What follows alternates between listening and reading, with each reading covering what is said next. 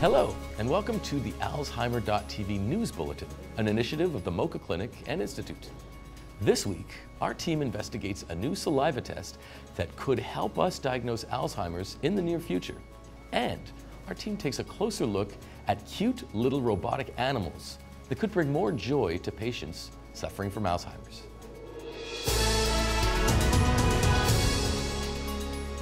Diagnosing Alzheimer's disease is a challenge. Right now, the only way to definitively diagnose Alzheimer's is through an autopsy. Kaya, in a distant future, is it possible that a drop of saliva could determine if we have Alzheimer's or not? Not only is it possible, Eric, but this future may be closer than we think. The Faculty of Science of the University of Alberta has created a non-invasive diagnostic test targeting metabolites in the saliva. The study shows that metabolites can identify early changes in the nervous system. Hence, they can be used as biomarkers for an early diagnosis of Alzheimer's. A higher metabolite concentration was associated with a decline in cognitive abilities and a slower performance. The saliva test could eventually help us differentiate between normal aging, mild cognitive impairment, and Alzheimer's disease, as presented by Shraddha Sapkota last July at the Alzheimer's Association International Conference in Washington. Using saliva can advance the cause of early detections of Alzheimer's disease risk in both the mild cognitive impairment and the normal aging group, promote understanding of the mechanisms that lead from the normal aging to the mild cognitive impairment and the Alzheimer's disease group. It will also enhance participation in remote centers and diverse populations, and also provide us with sensitive and objective biological endpoints for evaluating comparative effects of different risk factors and interventions. The study is in the early stages, and we don't yet know how the metabolites will compare to other biomarkers such as tau and amyloid. Neurologist Dr. Dean Fati comments on the validity of the saliva test. The significance of this test is at present unclear. Obviously, it's a great idea to obtain simple things such as a saliva sample, which is obtained with a cheek swab. It's very easy to do, very accessible, doesn't even involve going through the skin. However, its validity at this point is unproven as the sample size is so very small. One of the intriguing aspects of the test is that they indicate that some of the metabolites are able to be correlated with memory scores in different patients. So even the ones in the mild cognitive impairment or the normal control group, there seems to be a correlation of some metabolites with their memory scores. And similarly, there's another metabolite that correlates with speed of information processing. That is a very interesting concept, as it could be very useful as a surrogate measure of cognition if it turns out to be reproducible in a much larger sample. Paro robots may look like stuffed animals, but these furry baby seals are actually medical devices. They're already used as companions by depressed and socially isolated elderly people, as well as Alzheimer's patients throughout the world. Kaya, can you tell us more about these harp seal robots? The Japanese company Intelligence System is currently introducing the 9th generation of this personal robot invented in 1993. Paro robots are sold for $6,000 per unit. The robot provides mental services similar to zootherapy through its physical interaction with users. Paro's biofeedback mechanism uses its instruction set computer chips to enable the robot to respond to human touch.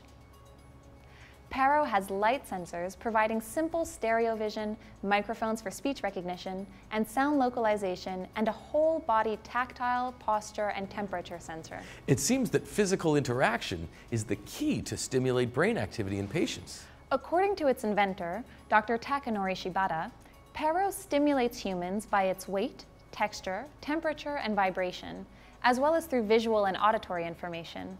Recreologist Nadine Légy explained to us how Paro interacts with her patients. The advantages of Paro is that it does have many sensors on his body parts. It has mechanical movements that when the patient touches it in a certain way, Paro will react to the movements of the patient. It will adapt to the person too. So if, let's say, the resident is talking to Paro, Paro will lift his head and open his eyes and look directly at the person. If there's two residents, he will turn one side with who the person is talking, and then he will turn to the other. Can they really help people who are suffering from dementia? Paro arrived at this Montreal long-term care establishment in 2010 thanks to its foundation. The robot was so appreciated that the medical staff organized a fundraiser to buy a second one, which the foundation helped acquire as well. Paro nous permet de rentrer en contact avec des personnes qui ont quelquefois perdu le contact avec la réalité, soit par le toucher, soit par une chanson qui leur revient à l'esprit ou une petite histoire qui refait surface. Alors, ça nous permet de vraiment créer un lien avec cette personne-là. So Kaya, do all specialists agree on the benefits and the use of Paro robots? Not all are convinced they should be used. In a study conducted in 2006 by Robert and Linda Sparrow, it's argued that the use of robot companions should not reduce human contact, nor the attention elders need. They add that deceiving mentally confused elders with the illusion of reality is immoral. You have to understand that some Alzheimer's suffering patients can't make the difference between a real animal and the robot. But Rafaela Cavaliere, who is the coordinator of respite and stimulation services for the Alzheimer's Society of Canada in Montreal, doesn't agree. Paro is a non-pharmacological intervention that is complementary to other types of therapy, such as music therapy, art therapy, doll therapy, and other activities or therapeutic programs. It's not meant to replace human contact. In fact, it can encourage more of a human contact. You know, at times a person who's more withdrawn might verbally not speak, might be more afraid. Maybe it can be an introduction, you know, and to help establish that human contact. And the long-lasting effects of Paro, I cannot speak for that, but I could say that in the immediate moment, and maybe what you've also seen, attested yourself and seen, is that the visible benefits in the immediate moment are there. Now, how long do they last? That's hard to say, but it's beneficial to them in that moment. The Baltimore longitudinal study of aging, led by Madhav Thambisetti at the National Institute on Aging in Maryland, found that midlife obesity may increase the risk of early onset Alzheimer's disease. 1,394 individuals were studied, among whom 132 developed AD.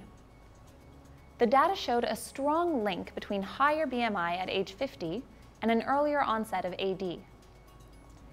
Each increase in BMI units represented a decrease of 6.7 months in the age of the onset of AD.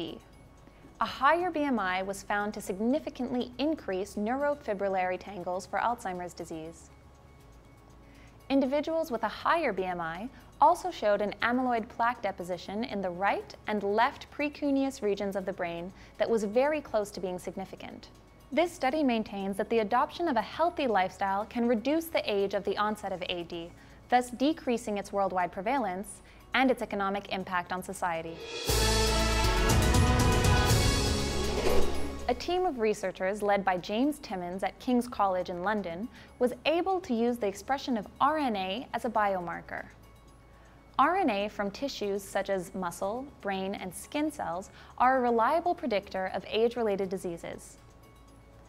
It's a better indicator of the biological age of a person than their chronological age. The study analyzed data from 70-year-old subjects over the course of 2 decades. Despite all subjects being born within a year from each other, their healthy age gene score was very diverse, varying up to 4-fold. A higher score meant better cognitive health and renal functions over a 12-year span. According to the study and the scientific community, it is still unclear if this healthy age gene score, based on your biological age, could eventually be used as an early diagnostic tool for Alzheimer's disease.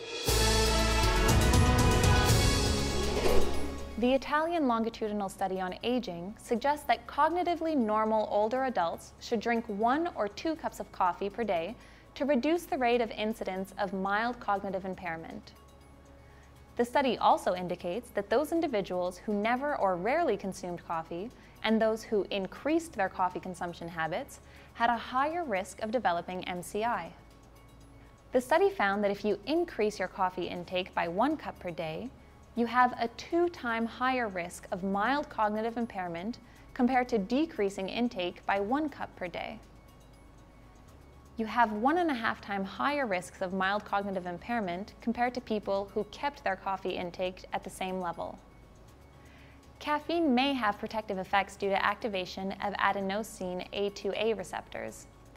It was previously shown in rodents that these receptors may decrease the damage caused by beta amyloid in the brain. Thank you for watching this 3rd episode of the Alzheimer.tv News Bulletin. We'd like to hear from you, so if you have any comments or would like to contact our team, please visit the Alzheimer.tv website.